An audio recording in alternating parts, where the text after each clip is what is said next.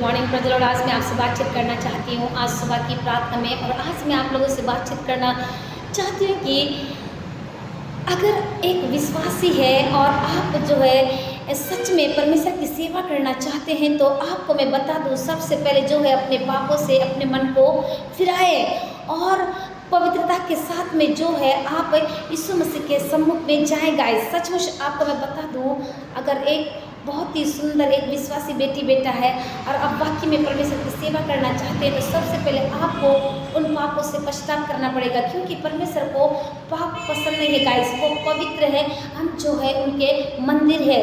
परमेश्वर इंसानों के बनाए हुए घर में नहीं रहते गाइस, वो परमेश्वर हमारे मंदिर में रहते हैं, हम उनके मंदिर है। इसलिए आपको पवित्र होने की ज़रूरत है। आप सचमुच परमेश्वर की सेवा करना चाहते हैं तो आपको सिंहासन के सम्मुख में जाएं और सबसे पहले हमें परमेश्वर की सेवा सच्चाई से करना चाहिए। गाइस उसके वचन के अनुरूप में जो है हमको उनके अनुरूप के तरीके से जो है करना चाहिए। हमको परमेश्वर की सेवा सच्चाई से और उनके वचनों के अनुरूप में करना चाहिए। यीशु अपने पिता की इच्छा को पूरी करने यहाँ पर आए हैं और हमें भी वैसा ही करना चाहिए। गाइस जब यीशु मसीह अपने पिता की इच्छा को पूरा करने आए हैं और वे उनके आदेश के अनुसार चलते हैं तो आपको और मुझको उनकी इच्छा के अनुसार चलना है। आज की सुबह की प्रार्थना में मैं आपको सत्य करना चाहती हूँ, हमें भी वैसे ही करना चाहिए, क्योंकि हम यहाँ तो एक से नफरत करेंगे और दूसरे से प्यार करेंगे, या हम एक के प्रति समर्पित रहेंगे और दूसरे से तुच्छ जानेंगे, दूसरे को हम तुच्छ जानेंगे। आमीन। गाइस यहाँ पर बहुत ही खूबसूरत परमेश्वर का वचन कह रहा है कि यीशु ने कहा कि हम दो स्वामियों की सेवा नहीं कर सकते, क्योंकि हम यहाँ तो एक से नफरत करेंगे और दूसरे से प्यार करेंगे, या एक के प्रति हम समर्पित रहेंगे और दूसरे को तुच्छ जानेंगे। आइए आप मेरे साथ में निकाल लीजिए परमेश्वर का बहुत ही खूबसूरत वचन है। क्या कहता है मत्ती के 6:24 पद में, जहाँ पर कुछ इस प्रकार से लिखा हुआ है, तुम परमेश्वर और धन दोनों की सेवा नहीं कर सकते। आपको मैं बाइबल में से एक महान नायक के बारे में बताना चाहती हूँ, आप उसके जीवन से सीख सकते हैं। एलिय्याह जो है एक साहसी व्यक्ति था, वह विश्वास का एक नायक था। गाइस एलिय्याह जो है एक विश्वास का नायक है और एलिय्याह जो है एक महान नायक नहीं था, वह सामान्य व्यक्ति था। गाइस वो सामान्य व्यक्ति था। अपने जीवन में 100 मील तक उन्होंने दौड़ा और एक स्त्री ने जो है उनको धमकी दिया, परंतु जब उसने परमेश्वर पर विश्वास किया तो वह एक साहसी नायक बन गया।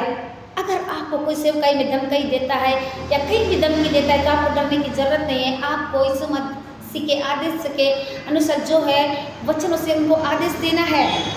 हम एक सेवक है और परमेश्वर एक नायक के रूप में खड़े हो गए हैं और हमें कोई धमकी दे तो तब हमें जो है छोड़कर नहीं भगना चाहिए, बल्कि हमेशा जो है हमें यीशु के नाम से जो है उन्हें आदेश देना है। गाइस हो सकता है आप जॉब के क्षेत्र में या आप जहाँ रहते हैं, आपके परिवार में, आपके नगर में, या आप जहाँ पढ़ाई करते हैं वहाँ आपका विरोध करते हैं, तो आपको डर कर भगना नहीं है, आपको सामना करना है और यीशु मसीह के नाम से उसको उन परिस्थितियों को आदेश देना है। सो गाइस मैं आशा करती हूँ कि आप सबने इस वचन को सुनकर बहुत हद तक आशीष को पाए होंगे। मैं कहना चाहती हूँ, अगर आपने अभी तक यीशु मसीह को एक उद्धारकर्ता के रूप में अपना जीवन नहीं दिया है तो आज ही आप यीशु मसीह को अपना जीवन को दीजिए और सेवा के लिए समर्पित हो जाएगा। सो गाइस आइए आप सत्य में प्रकट करना चाहती हूँ। धन्यवाद जीवन के देने वाले सामर्थ्य में प्रभु यीशु मसीह बहुत ही प्यारा खूबसूरत वचन से बातचीत किया। प्रभु हम दो स्वामियों की सेवा वाकई में नहीं कर सकते, या तो हम एक से बैर रखेंगे, एक से प्रेम, एक के प्रति समर्पित रहेंगे और एक को तुच्छ जानेंगे। आपने कहा प्रभु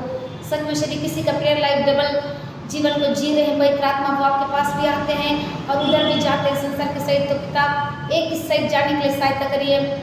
यदि किसी ने अपने आप को आपसे दूर कर दिया तो वापस आने के लिए सहायता करिए।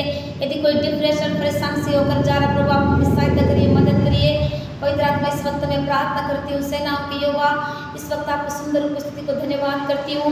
इस समय पवित्र आत्मा किसी का कीमो चल रहा है, टाइफाइड, शुगर, मलेरिया, उल्टी, दस्त से ग्रसित है, प्रभु ने चंगा कीजिए। जितने बीमार हैं हॉस्पिटलों में एडमिट है, प्रभु उनकी सहायता करिए।